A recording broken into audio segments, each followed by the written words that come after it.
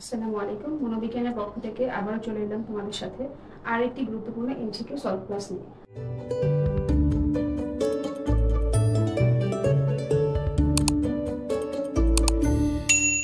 আজকে আমরা তৃতীয় অধ্যায় থেকে খুবই গুরুত্বপূর্ণ পরীক্ষা আসার মতো কিছু এমসিকিউ নিয়ে আলোচনা করব।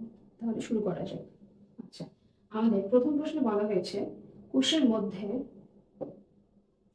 অবস্থিত ঘন গোলাকার সজীব পদার্থটাকে কি বলে? কোষের মধ্যে অবস্থিত ঘন গোলাকার সজীব পদার্থ এটাকে কি বলে? সাইটোপ্লাজম, মাইটোকন্ড্রিয়া, নিউক্লিয়াস নাকি স্নায়ু কোষ? অবশ্যই এটা হচ্ছে নিউক্লিয়াস। কারণ এই যে আমাদের একটা কোষ, মনে করি এটা আমাদের একটা কোষ, এটার ভিতরে যখন একটা এরকম একটা কালো বা সবুজ ঘন গোলাকার একটা পদার্থ থাকে, আর এগুলো হচ্ছে এই যে এখানে একটা তরল অংশ থাকে, সেটাকে আমরা বলি সাইটোপ্লাজম। এটাকে আমরা বলি সাইটোপ্লাজম।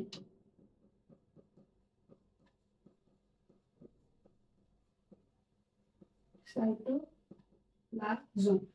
এই যে ভিতরে যে একটা গোলাকার ঘনীভূত একটা সবুজ অংশ, সেটাকে আমরা বলি নিউক্লিয়াস।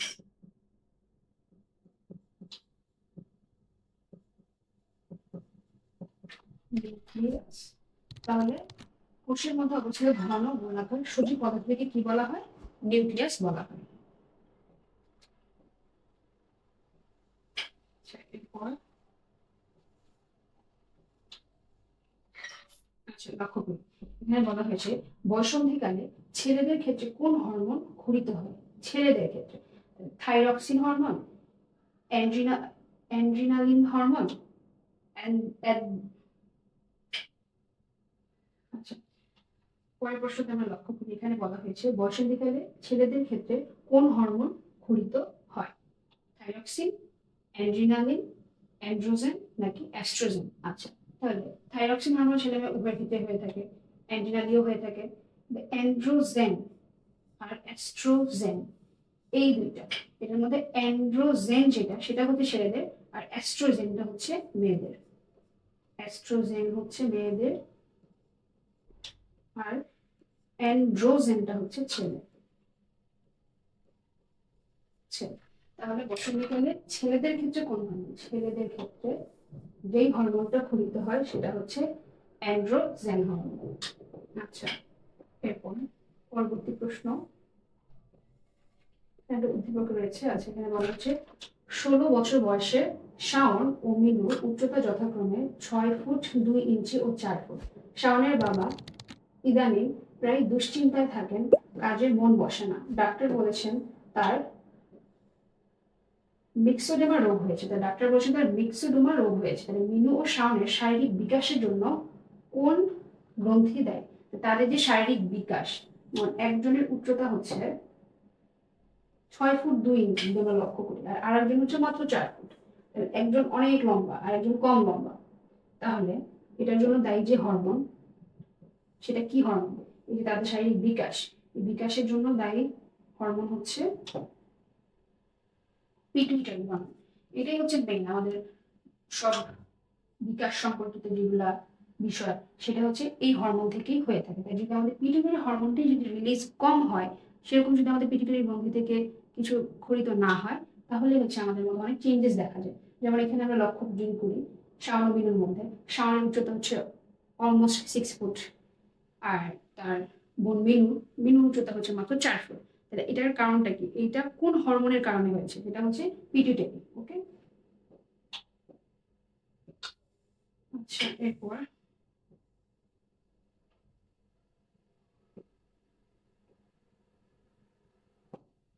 আচ্ছা, কেন্দ্রীয় স্নায়ুতন্ত্র সব থেকে নিচের অংশ, আমাদের যে কেন্দ্রীয় যে স্নায়ুতন্ত্র রয়েছে তার সব থেকে নিচের যে অংশ, সেটাকে কি বলে?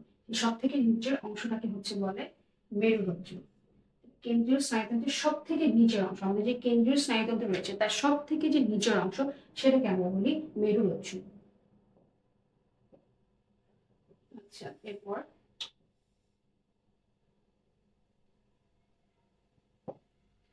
মনোবিজ্ঞানীকে কেন কোন গ্রন্থিকে আপদকালীন গ্রন্থি বলেন?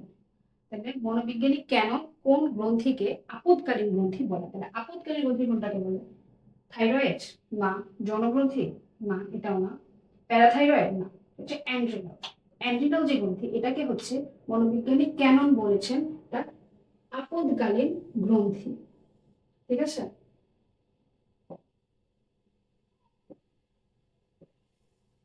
পরবর্তী প্রশ্ন। আচ্ছা, এখানে বলা হয়েছে প্রতিবর্তী ক্রিয়া হচ্ছে, প্রতিবর্তী ক্রিয়া, প্রতিবর্তী ক্রিয়াটা কি? প্রতিবর্তী ক্রিয়ার সহজাত ঘটনা, প্রতিবর্তী ক্রিয়া হলো অনিচ্ছিক আচরণ, প্রতিবর্তী ক্রিয়া শিক্ষা। আচ্ছা, প্রতিবর্তী ক্রিয়াটা কি? যখন আমরা কোনো উদ্দীপকের প্রতি একটা আমাদের প্রতিক্রিয়া স্বরূপ যে আচরণটা করি সেটাই হচ্ছে আমাদের প্রতিবর্তী ক্রিয়া। প্রতিবর্তী ক্রিয়াটা কি হবে? এটা সহজাত ঘটনা, হ্যাঁ এটা অবশ্যই একটা সহজাত ঘটনা। তারপরে প্রতিবর্তী ক্রিয়া হলো অনৈচ্ছিক আচরণ, হ্যাঁ অবশ্যই এটা একটা অনৈচ্ছিক আচরণ। প্রতিবর্তী ক্রিয়া শিক্ষালব্ধ না, এটা থেকে তো আমরা শিক্ষা লাভ করছি না। শিক্ষালব্ধ কখন হবে? যখন কোনো একটা কিছু থেকে আমরা একটা শিক্ষা লাভ করবো। তাই প্রতিবর্তী ক্রিয়া কি শিক্ষালব্ধ? অবশ্যই না। তাহলে এটার অ্যান্সারটা হবে হচ্ছে একাধিক। একাধিক মানে হচ্ছে প্রতিবর্তী ক্রিয়া হচ্ছে একটা সহজাত ঘটনা, এটা হলো একটি অনৈচ্ছিক আচরণ।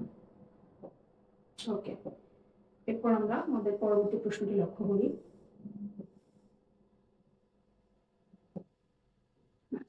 এখানে হচ্ছে কোনটি প্রান্তীয় স্নায়ুতন্ত্রের অংশ? প্রান্তীয় স্নায়ুতন্ত্র, প্রান্তীয় স্নায়ুতন্ত্রের অংশ কি হবে? মেরুরজ্জ, সেতু মস্তিষ্ক, হাইপোথ্যালামাস নাকি সমবেদী? এটা অ্যান্সারটা হবে হচ্ছে সমবেদী। সমবেদীটা হচ্ছে প্রান্তীয় স্নায়ুতন্ত্রের অংশ।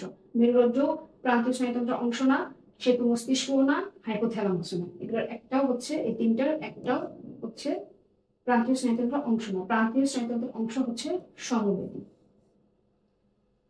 আচ্ছা, এরপরে আমরা আমাদের পরবর্তী প্রশ্নে চলে যাই। আচ্ছা, এখানে বলা হয়েছে মস্তিষ্কের কোন অঞ্চল আক্রমণাত্মক আচরণ নিয়ন্ত্রণ করে? মস্তিষ্কের কোন অঞ্চল আক্রমণাত্মক আচরণকে নিয়ন্ত্রণ করে? আমাদের যে আক্রমণাত্মক যে আচরণ, সরি আক্রমণাত্মক, মস্তিষ্কের কোন অংশ আক্রমণাত্মক আচরণ নিয়ন্ত্রণ করে? এই যে আমরা যে আক্রমণাত্মক আচরণ করে ফেলি মাঝে মাঝে, মাঝে অ্যাগ্রেসিভ হয়ে যায়, তাহলে আমাদের এই আচরণটা নিয়ন্ত্রণ করে মস্তিষ্কের কোন অংশ? এটা হচ্ছে আমাদের মস্তিষ্কের হাইপোথ্যালামাস যে অংশটা, সেটাই হচ্ছে আমাদের এই আচরণটাকে নিয়ন্ত্রণ করে। তাহলে মস্তিষ্কের কোন অঞ্চল আক্রমণাত্মক আচরণ নিয়ন্ত্রণ করে? হাইপোথ্যালামাস। হাইপোথ্যালামাসটা হচ্ছে আমাদের যে আক্রমণাত্মক যেসব আচরণ সেগুলো হচ্ছে নিয়ন্ত্রণ করে। আচ্ছা, এরপর পরবর্তী প্রশ্ন আমরা লক্ষ্য করি। আচ্ছা, এখানে বলছে পিঠে মশা বসলে টের পায়। আমাদের পিঠে একটা মশা বসে, আমরা যেটা টের পাচ্ছি, হ্যাঁ এই টের পাওয়া, এখানে মস্তিষ্কের কোন অঞ্চল কাজ করে? এখানে মস্তিষ্কের কোন অঞ্চল কাজ করে? পশ্চাৎ শিরনিম্ন, শিরকুম্ভ নাকি ললাট? এখানে হচ্ছে শির নিম্ন। শিরকুম্ভ শির নিম্নের মধ্যে আমাদের প্যাচটা লাগতে পারে, যে কোনটা হবে, শির নিম্ন হবে না শির কুম্ভ হবে? অবশ্যই শির নিম্ন হবে। শির নিম্ন থেকেই হচ্ছে আমরা আমাদের এই যে অনুভূতি গুলা, কিছু বসলো বা কিছু পড়লো, এই যে আমরা অনুভূতিটা মানে লাভ করি, বুঝতে পারি, যে সে বুঝতে পারাটাই হচ্ছে এটা, যে শির নিম্নর জন্য আমরা বুঝতে পারি। তাহলে পিঠে আমাদের মশা বসলে যে আমরা টের পাই, এটা মস্তিষ্কের কোন অঞ্চলের কাজ? এটা হচ্ছে শির নিম্নর কাজ।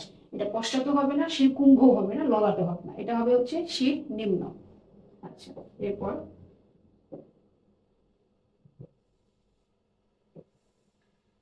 পরবর্তী প্রশ্ন লক্ষ্য করি। এখানে বলা আছে স্মৃতি সংরক্ষণে মস্তিষ্কের কোন অঞ্চলের ভূমিকা গুরুত্বপূর্ণ? আচ্ছা, এই যে আমাদের স্মৃতি কত রকম আছে, স্মৃতি কয় ধরনের? দুই ধরনের, শর্ট টার্ম, লং টার্ম। তাহলে আমাদের যে দীর্ঘস্থায়ী, ক্ষণস্থায়ী। তাহলে এই যে স্মৃতিটা আমাদের সংরক্ষণ করে রাখছে আমাদের মস্তিষ্ক, তাহলে এখানে কোন অঞ্চলের ভূমিকা গুরুত্বপূর্ণ? কোন অঞ্চলের ভূমিকা হচ্ছে আমাদের এখানে গুরুত্বপূর্ণ? কোন অঞ্চলের ভূমিকাটা গুরুত্বপূর্ণ স্মৃতি সংরক্ষণে? কোন অংশ?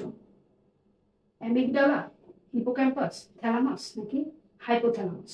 অবশ্যই এটা হবে হচ্ছে হিপোক্যাম্পাস। আমাদের যে মস্তিষ্কের হিপোক্যাম্পাস যে অঞ্চলটা, সেটা হচ্ছে তার গুরুত্বপূর্ণ কাজ হচ্ছে স্মৃতি সংরক্ষণ করে রাখা। ওকে, আচ্ছা, আমরা পরবর্তী প্রশ্নে চলে যাই।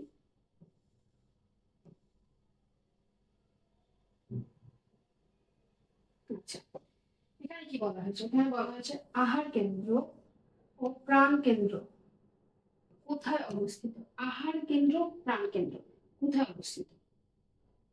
আহার কেন্দ্র ও আমাদের প্রাণ কেন্দ্রটা অবস্থিত হচ্ছে আমাদের থ্যালামাসে। থ্যালামাসই হচ্ছে আমাদের আহার কেন্দ্র। এই যে আমরা যে খাবো, কিছু খাবার যে আমাদের একটা উদ্দীপনা কাজ করে। তারপরে হচ্ছে আমাদের প্রাণ কেন্দ্র, এগুলো হচ্ছে থ্যালামাসে। এগুলো থ্যালামাসে অবস্থিত। থ্যালামাস দ্বারাই হচ্ছে এগুলো নিয়ন্ত্রিত হয়। আমাদের ক্ষুধা লাগছে, আমরা খাচ্ছি, আমাদের প্রাণ কেন্দ্র এগুলো হচ্ছে থ্যালামাসের ফলে হয়ে থাকে। থ্যালামাসেই এগুলোর কাজ সংগঠিত হয়। আচ্ছা, এরপর পরবর্তী প্রশ্ন, আবেগের নিয়ন্ত্রণ করে কোনটি? তাহলে আবেগের নিয়ন্ত্রণ, এই যে আমাদের যে আবেগ, আবেগের নিয়ন্ত্রণ কি? মধ্য মস্তিষ্ক, অধ মস্তিষ্ক, শ্বেত মস্তিষ্ক নাকি হাইপোথ্যালামাস? হাইপোথ্যালামাস। হাইপোথ্যালামাস আমাদের প্রাণ কেন্দ্র, আহারের কেন্দ্র, আহার নিয়ন্ত্রণ করে এবং হচ্ছে আমাদের আবেগও নিয়ন্ত্রণ করে। তাহলে হাইপোথ্যালামাস, হাইপোথ্যালামাসের কাজ কি কি? আমাদের আহার নিয়ন্ত্রণ করা, প্রাণ কেন্দ্র, তারপর হচ্ছে আমাদের আবেগের নিয়ন্ত্রণ করা, এগুলো সব কাজ হচ্ছে হাইপোথ্যালামাসের। মধ্য মস্তিষ্ক না, অর্ধ মস্তিষ্ক না, শ্বেত মস্তিষ্ক না। আচ্ছা, এরপর পরবর্তী প্রশ্ন। আচ্ছা, এখানে কি বলা হয়েছে লক্ষ্য করি আমরা। আবেগ, প্রেষণা ও স্মৃতির নিয়ন্ত্রণ করে কোনটি? আবেগ, প্রেষণা এবং স্মৃতি। আবেগ, প্রেষণা, স্মৃতি এগুলো নিয়ন্ত্রণ করে কোনটি? আমাদের আবেগ, প্রেষণা, স্মৃতি নিয়ন্ত্রণ করে হচ্ছে হিপোক্যাম্পাস। হিপোক্যাম্পাসের কাজ হচ্ছে আমাদের আবেগ, প্রেষণা, স্মৃতি এগুলো নিয়ন্ত্রণ করা। আচ্ছা, তারপর পরবর্তী প্রশ্ন।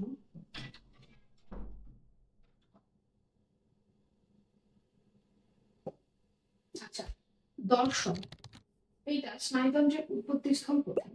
দর্শন স্নায়ু, সরি দর্শন স্নায়ু, দর্শন স্নায়ুটার উৎপত্তি স্থলটা কোথায়? ললাট অঞ্চল, মধ্য মস্তিষ্ক, থ্যালামাস নাকি শ্বেত মস্তিষ্ক? অবশ্যই এটা হবে হচ্ছে মধ্য মস্তিষ্ক। এটা যে আমরা দেখতেছি দর্শন, সেই দর্শনটা যে এই স্নায়ুটা, এটার উৎপত্তি স্থল হচ্ছে মধ্য মস্তিষ্ক। মধ্য মস্তিষ্ক থেকেই হচ্ছে এর উৎপত্তি। তাহলে দর্শন স্নায়ুর উৎপত্তি স্থল মধ্য মস্তিষ্ক। ওকে, এরপর পরবর্তী প্রশ্ন। প্রান্তীয় স্নায়ুতন্ত্র গঠিত অ্যাক্সন দ্বারা, স্নায়ুরজ্জু দ্বারা, কর্টেক্স দ্বারা। প্রান্তীয় স্নায়ুতন্ত্র গঠিত অ্যাক্সন দ্বারা, স্নায়ুতন্ত্র দ্বারা, কর্টেক্স দ্বারা। হ্যাঁ, এখানে তিনটাই হবে। কারণ প্রান্তীয় যে আমাদের স্নায়ুতন্ত্র সেটা গঠিত হয় হচ্ছে অ্যাক্সন দ্বারা, স্নায়ুরজ্জু দ্বারা এবং কর্টেক্স দ্বারা। এই তিনটা দ্বারাই হচ্ছে আমাদের যে প্রান্তীয় স্নায়ুতন্ত্র সেটা গঠিত হয়। ঠিক আছে? আচ্ছা, এরপর পরবর্তী প্রশ্ন।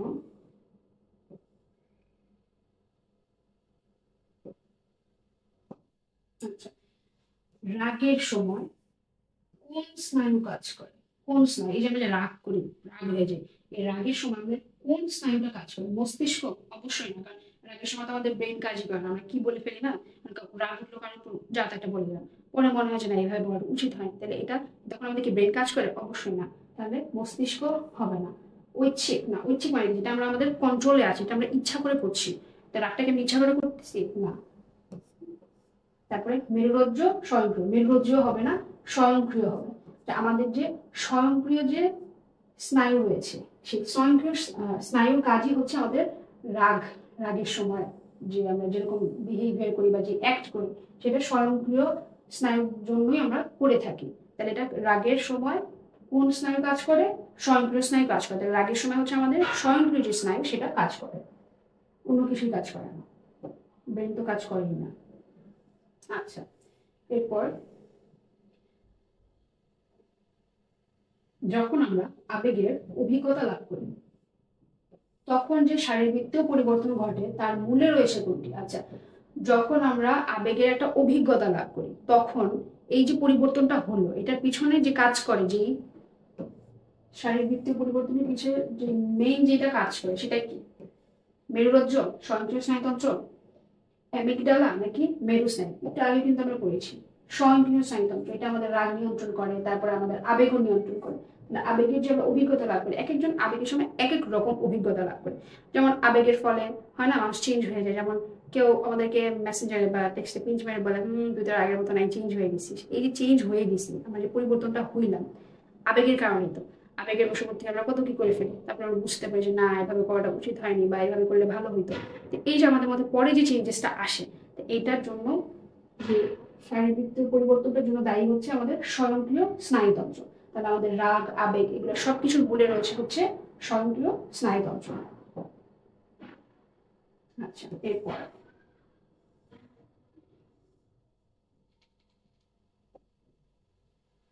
চোখের মণিকে বড় করা কার কাজ? চোখের মণি কিন্তু আমাদের ছোট বড় হয়, কারণ যখন আমাদের চোখে খুব বেশি লাইট পড়ে তখন কিন্তু আমরা চোখটা এরকম ছোট ছোট করে ফেলি, মানে তাকাতে আমাদের কষ্ট হয়, তখন আমাদের চোখের মণিটা ছোট হয়ে যায়। আবার যখন দেখা যায় রাতের বেলা আমরা যখন কোনো কিছু দেখবো তখন চোখটা একটু বড় বড় করে এভাবে আমরা দেখি যে মানে স্পষ্টভাবে আমরা দেখতে পাই না, তখন আমরা চোখটা বড় করে দিই। এই যে আমাদের চোখের মণি ছোট বড়, এইটা কার কাজ, কে করে এটা? এটা হচ্ছে সমবেদী স্নায়ুর কাজ। পরাসমবেদী স্নায়ুরও কাজ না, ঐচ্ছিক স্নায়ুর তো কাজ না, অ্যামিগডালারও কাজ না। এটা হচ্ছে সমবেদী যে আমাদের স্নায়ু রয়েছে তার কাজ হচ্ছে চোখের মণিকে বড় করা। আচ্ছা, এরপর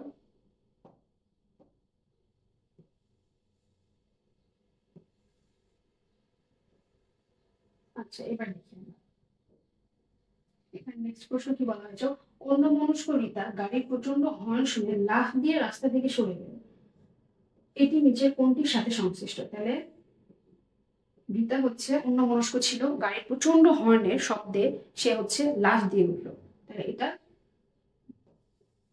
এটি নিচের কোনটির সাথে সংশ্লিষ্ট? কোনটির সাথে? নিউরন, মেরুরজ্জ, প্রতিবর্তী ক্রিয়া নাকি লিম্বিক তন্ত্র? এটার অ্যান্সারটা হবে হচ্ছে প্রতিবর্তী ক্রিয়া। কেন?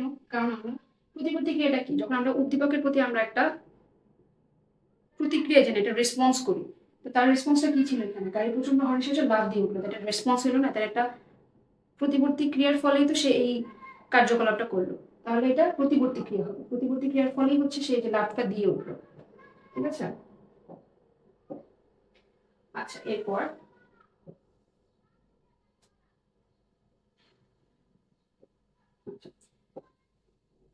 বাইরের উদ্দীপনা গ্রহণে নিউরনের কোন অংশ দায়ী? কোন অংশ দিয়ে বাহিরের যে আমাদের উদ্দীপনা সেইটার জন্য নিউরনের কোন অংশ দায়ী, কোন অংশ এটা গ্রহণ করে? দেহকোষ, স্নায়ুকেশ, স্নায়ু শাখা নাকি প্রান্তগুচ্ছ? দেহকোষ তো কখনোই হবে না, কারণ দেহকোষটা হচ্ছে মাঝখানে থাকে দেহকোষটা। স্নায়ুকেশ, স্নায়ু শাখা নাকি প্রান্তগুচ্ছ? স্নায়ুকেশ অবশ্যই, কারণ স্নায়ুকেশ গুলা এগুলোর মাধ্যমে হচ্ছে আমরা বাহির থেকে যে আমাদের উদ্দীপনা সেটা আমরা গ্রহণ করতে পারি। স্নায়ু শাখা দ্বারা আমরা, স্নায়ু শাখা হবে না, প্রান্তগুচ্ছ হবে না, হবে হচ্ছে স্নায়ু কেশ। কারণ স্নায়ু কেশের সাহায্যে হচ্ছে আমরা বাহির থেকে একটা উদ্দীপনাটা গ্রহণ করতে পারি। স্নায়ু কেশ থেকে আস্তে আস্তে করে কোষ দেহ হয়ে স্নায়ু শাখা হয়ে তারপরে আরেকটা স্নায়ুতে যায়, তারপরে এইভাবে এইভাবে হয়ে আমাদের ব্রেনে যায়। তাহলে কোথা থেকে যায় উদ্দীপনা, যে বাহিরের উদ্দীপনা যে আমরা গ্রহণ করছি সেটা হচ্ছে স্নায়ু কেশের ফলে আমরা গ্রহণ করতেছি, এটার সাহায্যে আমরা গ্রহণ করতে পারছি। তো এটার জন্য দায়ী হচ্ছে স্নায়ু কেশ, বাইরের উদ্দীপনা গ্রহণে নিউরনের স্নায়ু কেশ অংশটা দায়ী। আচ্ছা, এরপর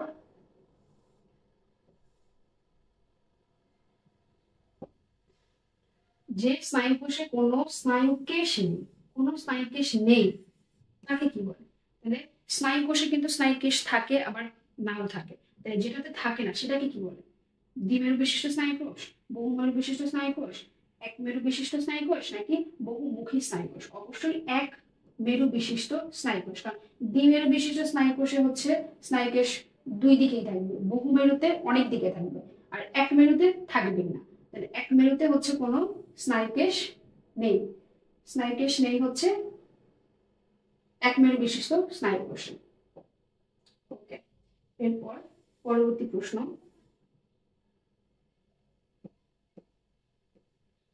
আচ্ছা, বাহিরের পরিবেশের সাথে জীবদেহের সমন্বয় সাধনকারী অঙ্গটি কোনটি? বাহিরের পরিবেশের সাথে জীবদেহের সমন্বয় সাধনকারী মানে বাহিরের পরিবেশের সাথে আমরা যে সমন্বয় সাধনটা করতেছি এটা কোন অঙ্গ, কোন অঙ্গ এটা সহায়তা করে আমাদের? অবশ্যই স্নায়ুতন্ত্র। স্নায়ুতন্ত্রের মাধ্যমেই তো আমরা হচ্ছে আমাদের সেন্সেশন গুলা আমরা আমাদের মধ্যে নিয়ে থাকি, তাই না, উপলব্ধি করি। তাহলে এটা হবে হচ্ছে স্নায়ুতন্ত্র। পরিপাকতন্ত্র তো হবেই না, কারণ পরিপাকতন্ত্র কি আমাদের পেটে খাদ্যে হজম টজমে সহায়তা করে, রেচনতন্ত্র, তারপরে গ্রন্থি থেকে হচ্ছে আমাদের বিভিন্ন হরমোন রিলিজ হয়। তাহলে এটা কি হবে? স্নায়ুতন্ত্র। তাহলে বাহিরের পরিবেশের সাথে জীবদেহের সমন্বয় সাধনকারী অঙ্গ হচ্ছে স্নায়ুতন্ত্র। ওকে, এরপর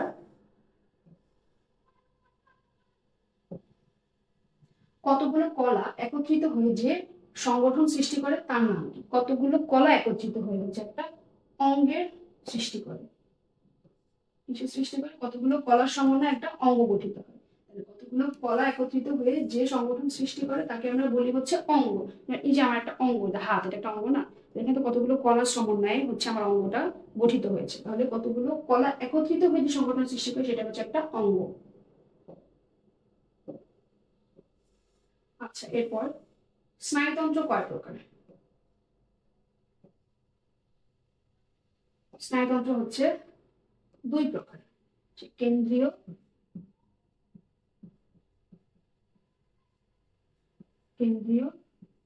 হচ্ছে প্রাদেশিক। স্নায়ুতন্ত্র কয় প্রকার? দুই প্রকার, কেন্দ্রীয় স্নায়ুতন্ত্র, প্রাদেশিক স্নায়ুতন্ত্র। আচ্ছা, এরপর নিউরনের কয়টি অংশ রয়েছে? আচ্ছা, এটা তো আমাদের জানা কথা। নিউরনের কয়টা অংশ রয়েছে? নিউরনের অ্যাক্সন রয়েছে, ডেনড্রাইট রয়েছে, কোষ দেহ রয়েছে, এরকম টোটাল 5টা অংশ রয়েছে নিউরনের।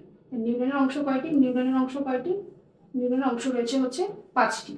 কোষ দেহ তো এরকম অসংখ্য নিয়ে হচ্ছে টোটাল 5টি রয়েছে। হ্যাঁ, আচ্ছা, আমি পয়েন্টস এখানে লিখে দিই যে 5টি রয়েছে। দেহকোষ,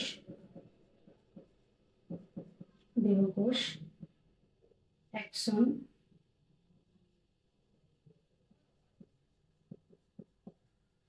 ডেনড্রাইট,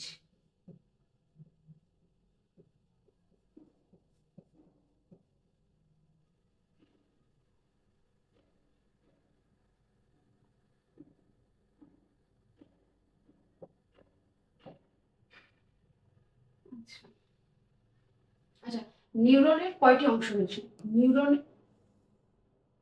আচ্ছা, আমাদের 25 নম্বর প্রশ্নটা আমরা দেখি। এখানে কি বলা হয়েছে? নিউরনের কয়টি অংশ রয়েছে? নিউরনের কয়টা অংশ? এটা তো একদম আমাদের জানা কথা। নিউরনের হচ্ছে 5টা অংশ রয়েছে। কি কি এগুলো? কোষ দেহ, ডেনড্রাইট, অ্যাক্সন, তারপরে হচ্ছে এরকম দেহকোষ, এগুলো মিলে টোটাল হচ্ছে 5টা অংশ রয়েছে নিউরনের।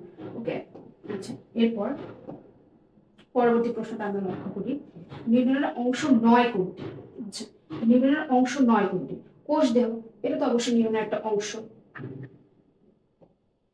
এটা একটা নিউরনের অংশ, তাহলে এটা হবে না। সন্নিকর্ষ, এটা কি নিউরনের অংশ? না, এইটা নিউরনের অংশ না। স্নায়ুকেশ, এটাও নিউরনের অংশ, এটা হবে না। কোষ কেন্দ্র, এটাও নিউরনের অংশ। নিউরনের অংশে হচ্ছে নিউরনের কোষ দেহ রয়েছে, স্নায়ুকেশ রয়েছে, কোষ কেন্দ্র রয়েছে, কিন্তু সন্নিকর্ষ এটা হচ্ছে নিউরনের অংশ নয়। নিউরনের অংশ নয় নিচের কোনটি? সন্নিকর্ষ। আচ্ছা, এরপর স্নায়ু শাখার সংবাদ প্রেরণের গতি। আমাদের এই যে স্নায়ুর শাখা রয়েছে, সেই শাখায় সংবাদ প্রেরণ, সেই শাখাগুলো কি করে? সংবাদ প্রেরণ করে আমাদের মস্তিষ্কে। সংবাদ প্রেরণের গতি ঘন্টায় কত মাইল? সংবাদ প্রেরণের গতি ঘন্টায় কত মাইল? ঘন্টায় হচ্ছে কত? 1 থেকে 100, 1 থেকে 200, 2 থেকে 100 নাকি 2 থেকে 200? অ্যান্সার হবে এটা, 2 থেকে 200। এগুলো হচ্ছে মুখস্থ করার বিষয়, এটা বোঝা যাওয়ার মতো কিছু নেই। এটা হচ্ছে 2 থেকে 200। তাহলে স্নায়ু শাখার সংবাদ প্রেরণের গতি, স্নায়ু শাখা যে আমাদের সংবাদটা প্রেরণ করছে আমাদের মস্তিষ্কে, সেটা এর গতি ঘন্টায় কত মাইল? 2 থেকে 200। এটার ঘন্টায় গতি মাইল হচ্ছে 2 থেকে 200। আচ্ছা, এরপর পরবর্তী প্রশ্ন দেখি আমরা। এখানে বলা হয়েছে অন্তঃক্ষরা গ্রন্থিগুলোর মধ্যে সবচেয়ে গুরুত্বপূর্ণ ভূমিকা রাখে কোনটি? অন্তঃক্ষরা গ্রন্থি কি? মানে যেগুলা হচ্ছে আমাদের ভিতরের যে আমাদের হরমোন গুলো রিলিজ হয় সেগুলা হচ্ছে অন্তঃক্ষরা গ্রন্থি নামে পরিচিত। হ্যাঁ, মানে অভ্যন্তরীণ। এগুলোর মধ্যে সবচেয়ে গুরুত্বপূর্ণ ভূমিকা রাখে কে? থাইরয়েড, পিটুইটারি, অ্যাড্রিনাল নাকি প্যারাথাইরয়েড? এটা অবশ্যই আমাদের জানা কথা, এটা হচ্ছে পিটুইটারি। আর পিটুইটারি গ্রন্থি তো হচ্ছে আমাদের প্রধান যে হরমোন রিলিজ করে যেগুলা, সেটা হচ্ছে পিটুইটারি গ্রন্থির মাধ্যমে হয়ে থাকে। এর মাধ্যমেই হচ্ছে আমাদের এই যে কেউ কেউ আমরা লম্বা খাটো হয়ে থাকি, কারণ যদি পিটুইটারি গ্রন্থি থেকে হরমোন বেশি রিলিজ হয় তাহলে সে লম্বা হয়, আর যদি তার যতটুকু দরকার বা যত পরিমাণ যদি না হয় তাহলে সে শর্ট হয়। তাহলে অন্তঃক্ষরা গ্রন্থিগুলোর মধ্যে, এটা হচ্ছে অন্তঃক্ষরা, মানে এটা হচ্ছে আমাদের ভিতরে হয়। থাইরয়েড আমাদের ভিতরে, অ্যাড্রিনাল ও প্যারাথাইরয়েড এগুলো সবই অভ্যন্তরীণ, কিন্তু এগুলোর মধ্যে সব থেকে গুরুত্বপূর্ণ ভূমিকা রাখে হচ্ছে পিটুইটারি। আচ্ছা, এরপর পরবর্তী প্রশ্ন আমরা লক্ষ্য করি। এখানে বলা হয়েছে অন্তঃক্ষরা গ্রন্থি নিঃসৃত রসকে কি বলে? অন্তঃক্ষরা গ্রন্থি জিনিস, অন্তঃক্ষরা গ্রন্থি তো মানে কি? অভ্যন্তরীণ। অভ্যন্তরীণ আমাদের ভিতরে যেসব জিনিস, যেসব গ্রন্থি নিঃসৃত হয়, অন্তঃক্ষরা গ্রন্থি নিঃসৃত হচ্ছে অন্তঃক্ষরা গ্রন্থি নিঃসৃত রসকে কি বলে? অন্তঃক্ষরা গ্রন্থি থেকে যে নিঃসৃত শুধু রস, সেটাকে আমরা কি বলতে পারি? অবশ্যই হরমোন। অন্তঃক্ষরা গ্রন্থি থেকেই তো হরমোনটা নিঃসৃত হয়। ভিতরে আমাদের হরমোন কি আমাদের বাইরে রিলিজ হচ্ছে, বাইরে নিঃসরণ হচ্ছে? অবশ্যই না। হরমোনগুলো আমাদের ভিতরে অভ্যন্তরীণ ভাবেই আমাদের সারা দেহে এটা হচ্ছে রিলিজ হচ্ছে, যার কারণে হচ্ছে আমাদের দৈহিক বৃদ্ধি, শারীরিক বৃদ্ধি সংঘটিত হচ্ছে। তাহলে হচ্ছে অন্তঃক্ষরা গ্রন্থি নিঃসৃত রসকে আমরা কি বলি?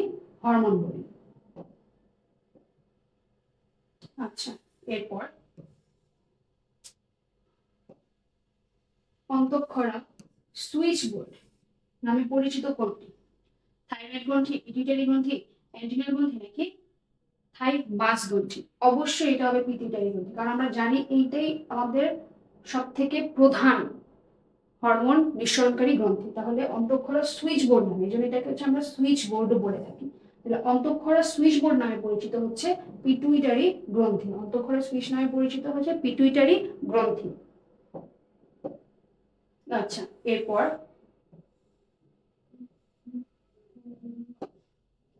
কোনটি বহিঃক্ষরা গ্রন্থির উদাহরণ? বহিঃক্ষরা মানে কি? যেটা হচ্ছে বাহিরে নির্গত হয়। কি?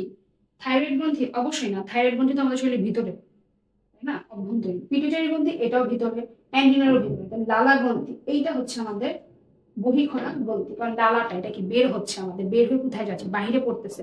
কিন্তু এখান থেকে যে থাইরয়েড গ্রন্থি, পিটুইটারি গ্রন্থি, অ্যাড্রিনাল গ্রন্থি, এখান থেকে যে হরমোনগুলো রিলিজ হচ্ছে এগুলো কিন্তু আমাদের সারা দেহে ছড়িয়ে পড়ছে এবং আমাদের শারীরিক ও দৈহিক বিকাশে এগুলো সহায়তা করছে। তাহলে লালা গ্রন্থিটা হবে হচ্ছে আমাদের বহিঃক্ষরা গ্রন্থির উদাহরণ। আচ্ছা, এরপর নিচের কোনটি অন্তঃক্ষরা গ্রন্থি নয়? অন্তঃক্ষরা গ্রন্থি নয়, অন্তঃক্ষরা মানে কি?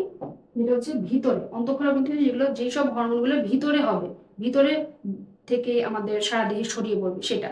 তাহলে অন্তঃক্ষরা গ্রন্থি নয় নিচের কোনটি? অন্তঃক্ষরা গ্রন্থি নয়। পিটুইটারি গ্রন্থি? না, এটা তো অবশ্যই অন্তঃক্ষরা গ্রন্থি, এটা আমরা একটু আগে দেখেছি।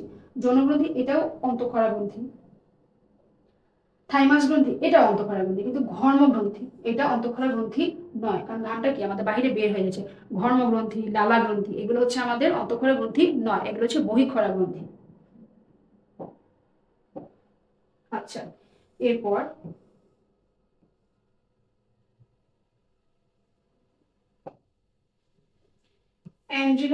অ্যাড্রিনাল গ্রন্থির অবস্থান। তাহলে অ্যাড্রিনাল গ্রন্থির অবস্থানটা কোথায়?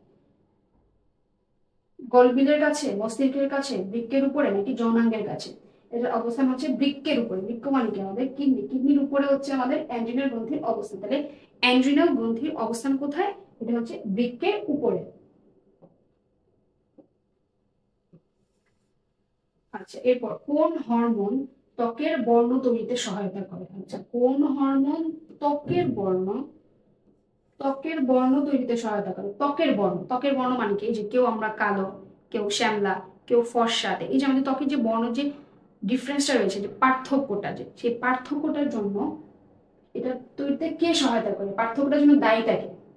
অক্সিজেন? অবশ্যই না, অক্সিজেন কেন হবে?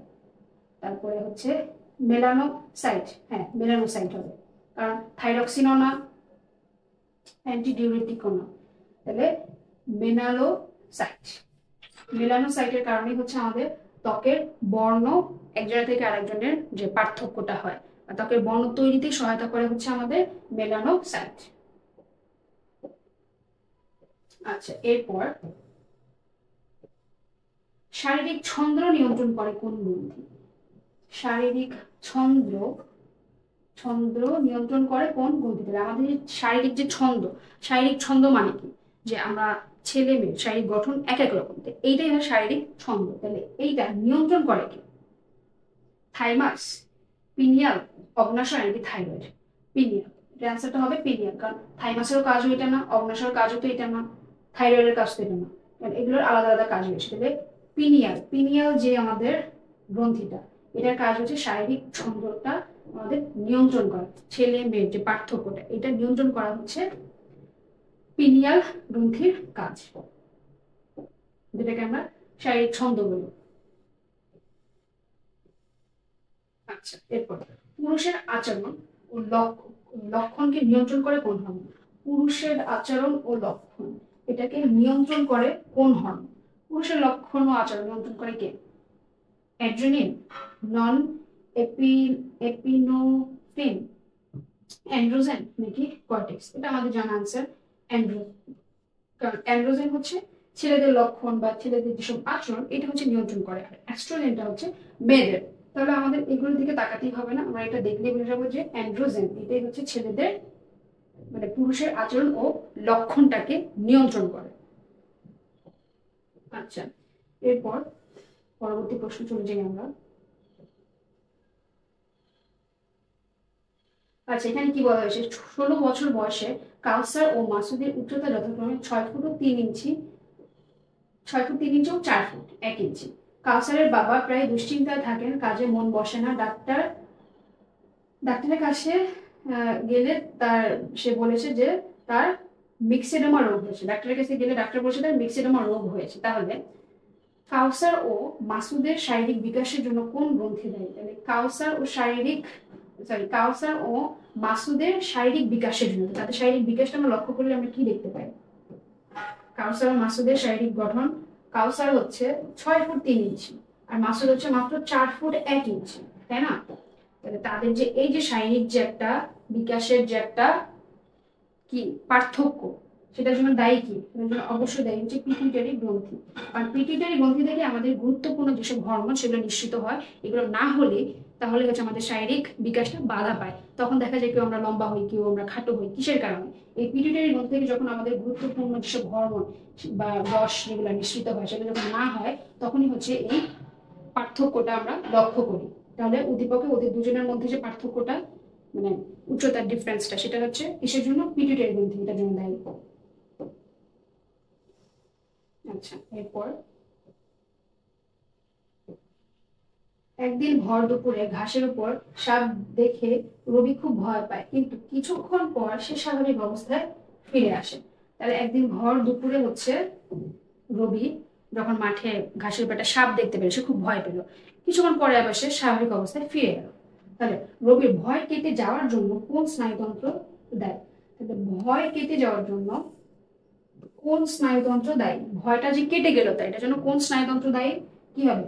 পরাসমবেদী, সমবেদী, সংবেদী নাকি ঐচ্ছিক? এটা হবে হচ্ছে পরাসমবেদী। পরাসমবেদী মাধ্যমে হচ্ছে আমরা আমাদের স্বাভাবিক অবস্থায় ফিরে আসতে পারি। সমবেদী হচ্ছে কি? যখন আমরা কোনো কিছুর প্রতি একটা রিয়াকশন করি, সেটা হচ্ছে আমাদের সমবেদী। আর পরাসমবেদীটা হচ্ছে কি? যখন আমরা আবার আমাদের স্বাভাবিক অবস্থায় ফিরে আসি, সেটা হচ্ছে আমাদের পরাসমবেদী। তার এই যে ভয় সে পেয়েছিল, তারপরে তার ভয়টা কেটে গেল, এটার জন্য দায়ী বা এটার ভূমিকা রাখে হচ্ছে কোন স্নায়ুতন্ত্র? পরাসমবেদী। আচ্ছা, এরপর আমাদের পরবর্তী প্রশ্ন। আচ্ছা, এখানে কি বলা হয়েছে? মেরুরজ্জতে কয়টি মেরু স্নায়ু রয়েছে? মেরুরজ্জতে কয়টি মেরু স্নায়ু রয়েছে? 31টি, 31 জোড়া, 32টি, 32 জোড়া। আমাদের এখানে এটা কিন্তু ট্রিকি কোয়েশ্চেন, এখানে একবার দিয়ে রাখছে টি আর একবার হচ্ছে জোড়া। টি জোড়াতে আমাদের কিন্তু একটা মিস্টেক হতে পারে, কিন্তু আমাদের মনে রাখতে হবে এখানে যতই বলুক কয়টি, আমাদের কিন্তু সবসময় ইউজ করতে হবে জোড়া, মানে আমাদের লিখতে হবে জোড়া। তার মানে এখানে 31 জোড়া। তাহলে মেরুরজ্জুতে কয়টি স্নায়ু মেরু রয়েছে? 31 জোড়া। 31 জোড়া স্নায়ুতন্ত্র রয়েছে। জোড়া মানে কি? দুইটা। তাহলে 31 জোড়া মানে কি? 31 ইন্টু 2, তাহলে কত হয়? 2 আর 3 দুগুণে 6, 62টি। তাহলে যদি আমাদের প্রশ্নে 31 জোড়া না থাকে, যদি 31টি থাকে, 32টি থাকে, 32 জোড়া থাকে, আর যদি থাকে আমাদের 62টি, তাহলে কিন্তু আমরা এটা দাগাতে পারি 62টি, কারণ 31 জোড়া মানেই হচ্ছে 62টি। এখানে জোড়া লিখছে, আর এখানে হচ্ছে আমরা এটার কতটা সেটা লিখলাম। তাহলে প্রশ্ন দিতে হয় এরকম যে মেরুরজ্জুতে কয়টি মেরু স্নায়ু রয়েছে, এটা হচ্ছে আমাদের লিখতে হবে 31 জোড়া বা 62টি। আচ্ছা, এরপর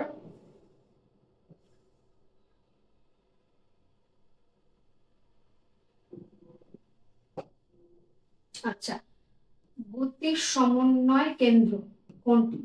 আমাদের যে গতি সমন্বয় কেন্দ্র কোনটি? মধ্য মস্তিষ্ক, লঘু মস্তিষ্ক, অধ মস্তিষ্ক নাকি সেতু মস্তিষ্ক? আমাদের যে গতি সমন্বয় যে করে সেটার গতি সমন্বয় কেন্দ্র বলা হয় হচ্ছে আমাদের অধ মস্তিষ্ককে। আমাদের অধ মস্তিষ্কের মাধ্যমে হচ্ছে আমাদের গতি নিয়ন্ত্রণ থাকে। আচ্ছা, এরপর পরবর্তী প্রশ্ন। আচ্ছা, এখানে বলা হয়েছে ব্যক্তির বুদ্ধি ও মেজাজের উপর প্রভাব বিস্তারকারী গ্রন্থির নাম। বুদ্ধি ও মেজাজের উপর প্রভাব বিস্তারকারী গ্রন্থি নাম কি? থাইরয়েড, অগ্ন্যাশয়, প্যারাথাইরয়েড, থাইমাস। অবশ্যই থাইরয়েড, কারণ আমরা কিন্তু আগেও দেখেছি এমসিকিউ কোয়েশ্চেনে যে আমাদের রাগের সময় কোন হরমোনের জন্য আমরা আমাদের রাগ করে থাকি, সেটা আমরা কিন্তু দেখেছিলাম থাইরয়েড হয়েছিল। তাহলে অবশ্যই এখানে বুদ্ধি, মেজাজ, আবেগ এগুলো সবকিছু হচ্ছে আমাদের নিয়ন্ত্রণ করে আমাদের থাইরয়েড গ্রন্থি। তাহলে থাইরয়েড গ্রন্থির ফলেই হচ্ছে আমাদের বুদ্ধি, মেজাজ, আবেগ এগুলার প্রভাব বিস্তার করে হচ্ছে থাইরয়েড গ্রন্থি এগুলোর উপর। আচ্ছা, এরপর পরবর্তী প্রশ্ন আমরা লক্ষ্য করি এখানে কি বলা হয়েছে। এখানে বলা হয়েছে পশ্চাৎ মস্তিষ্কের অংশগুলো হলো পশ্চাৎ মস্তিষ্ক। তাহলে পশ্চাৎ মস্তিষ্কের অংশগুলো হলো সেতু মস্তিষ্ক, লঘু মস্তিষ্ক আর হাইপোথ্যালামাস। হাইপোথ্যালামাস তো অবশ্যই হবে না, কারণ এখানে পশ্চাৎ মস্তিষ্কের কথা বলছে, মস্তিষ্ক। সেতু মস্তিষ্ক, লঘু মস্তিষ্ক। তার অ্যান্সার হবে হচ্ছে 1 আর 2। 1 আর 2 কোথায় আছে? এ নাম্বারে। অ্যান্সার হবে এ। তাহলে পশ্চাৎ মস্তিষ্কের অংশগুলো হলো সেতু মস্তিষ্ক আর লঘু মস্তিষ্ক। আচ্ছা, এরপর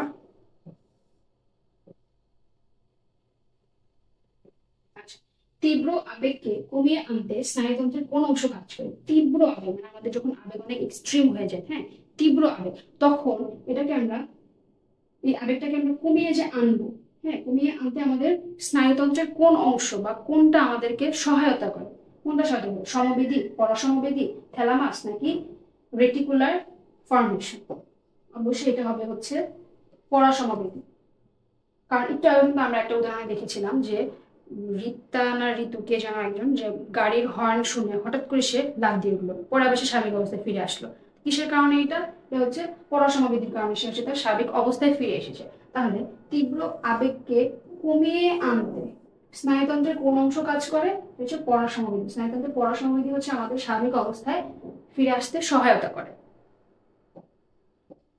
আচ্ছা, এরপর সমবেদী স্নায়ুতন্ত্রের কারণে। সমবেদী স্নায়ুতন্ত্রের কারণে কি কি হয় লক্ষ্য করি আমরা। এখানে হজমের সমস্যা হয়, শরীর শিহরিত হয়, ব্লাড প্রেশার কমে যায়। তাহলে এখানে হজমের সমস্যা হয়, এটা কারেক্ট। শরীর শিহরিত হয়, হ্যাঁ এটা কারেক্ট। কিন্তু ব্লাড প্রেশার কমে যায়, এটা হবে না। তাহলে সমবেদী স্নায়ুর কারণে হচ্ছে কি হয়? আমাদের হজমের সমস্যা হয়, আর হচ্ছে আমাদের শরীর শিহরিত। যখন আমরা কোনো কিছু একটা সমবেদী স্নায়ু কি মানে যখন কোনো উদ্দীপকের প্রতি আমরা একটা কোনো প্রতিক্রিয়া দেখি, যেমন ভয় পাইলাম আমরা, তখন কি হয়? আমাদের হজমের একটু সমস্যা হয়ে যায়, আর আমাদের শরীরটা একদম শিহরিত হয়ে যায়, একটা ভীত হয়ে যাই আমরা। তাহলে এটা আর ব্লাড প্রেশার কি কমে যায়? না, ব্লাড প্রেশার তো আমাদের কমে যায়, এটা তো স্বাভাবিকই থাকে, শুধু আমরা একটু ভীত অনুভব করি। তাহলে সমবেদী স্নায়ুর কারণে হজমের সমস্যা হয় আর শরীর শিহরিত হয়, মানে অ্যান্সার হবে 1 ও 2। আচ্ছা, এরপর আমাদের পরবর্তী প্রশ্নটা আমরা লক্ষ্য করি। এখানে কি বলা হয়েছে?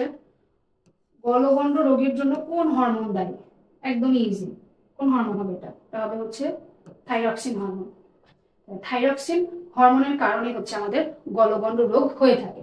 অ্যান্টিনালের জন্য হয় না, অ্যান্টিডিউরেটিকের জন্য হয় না, আর অক্সিটোসিন তো হবেই না। তাহলে থাইরক্সিন মনে রাখতে হবে আমাদের। থাইরক্সিন হরমোনের জন্য হচ্ছে আমাদের গলগণ্ড রোগটা হয়ে থাকে। তাহলে গলগণ্ড রোগের জন্য দায়ী হচ্ছে থাইরক্সিন।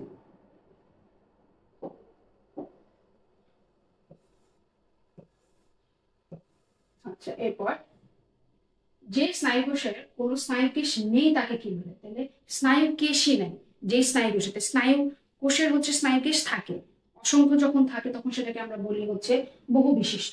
আর যখন দুইটা থাকে তখন বলি আমরা তাকে দ্বি বিশিষ্ট স্নায়ুকোষ। আর যখন একটাও থাকবে না, কোনো স্নায়ু, যখন কোনো স্নায়ুকেশই নেই তাকে কি বলবো আমরা? এক মেরু বিশিষ্ট স্নায়ুকোষ। তাহলে স্নায়ুকোষের যখন কোনো স্নায়ুকোষ থাকবে না, স্নায়ুকোষই নাই কোনো, সেটাকে আমরা কি বলবো? এক মেরু বিশিষ্ট স্নায়ুকোষ। আর যদি স্নায়ুকোষের সংখ্যা দুইটা হয় তাহলে হচ্ছে আমরা সেটাকে বলবো দ্বিমেরু বিশিষ্ট। আর যদি অনেকগুলো থাকে সেটা আমরা বলবো বহুমেরু বিশিষ্ট। আর যখন একটাও থাকবে না তখন সেটাকে আমরা বলবো হচ্ছে এক মেরু বিশিষ্ট স্নায়ুকোষ।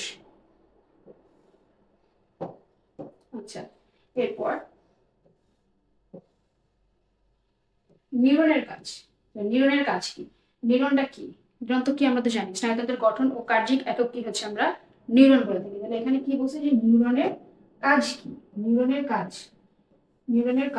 কাজ হলো শরীরের বিভিন্ন ইন্দ্রিয় থেকে উদ্দীপনা মস্তিষ্কে নিয়ে আসা।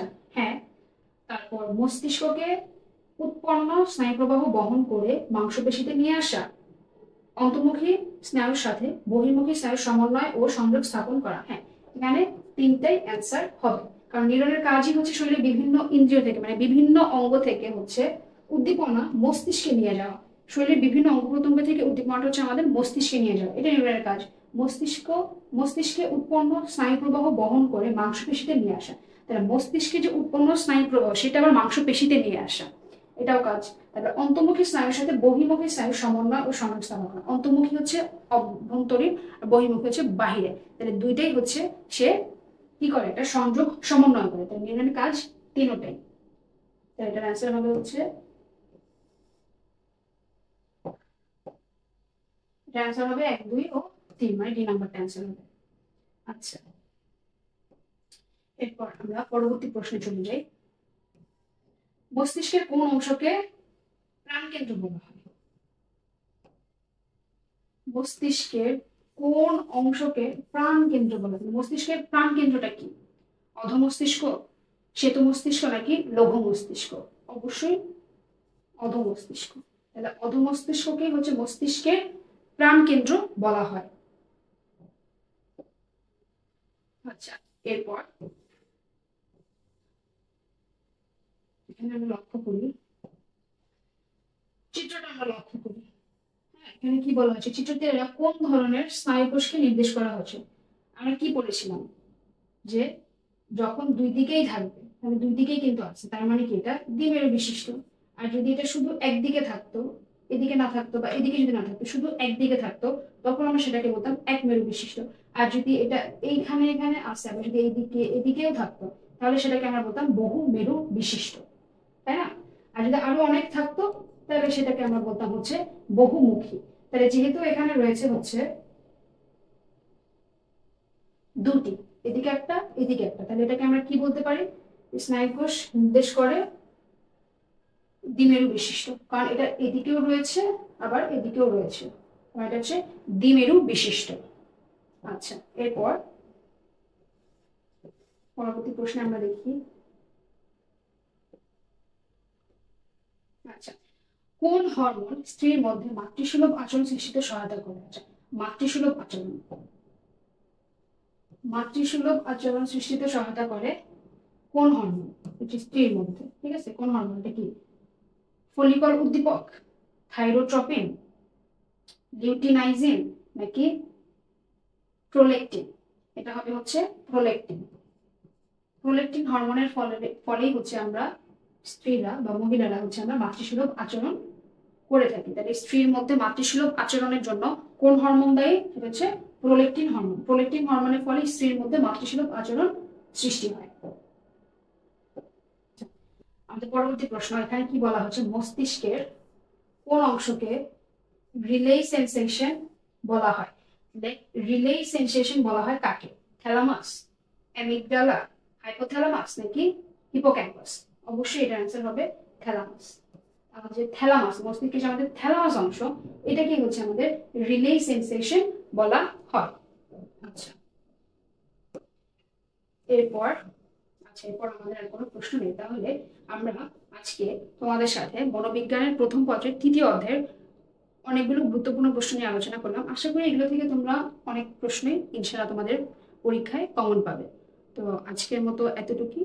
পরবর্তী ক্লাসে হচ্ছে আমরা সেকেন্ড পেপারের কিছু গুরুত্বপূর্ণ এমসিকিউ নিয়ে তোমাদের সাথে আলোচনা করব। আসসালামু আলাইকুম।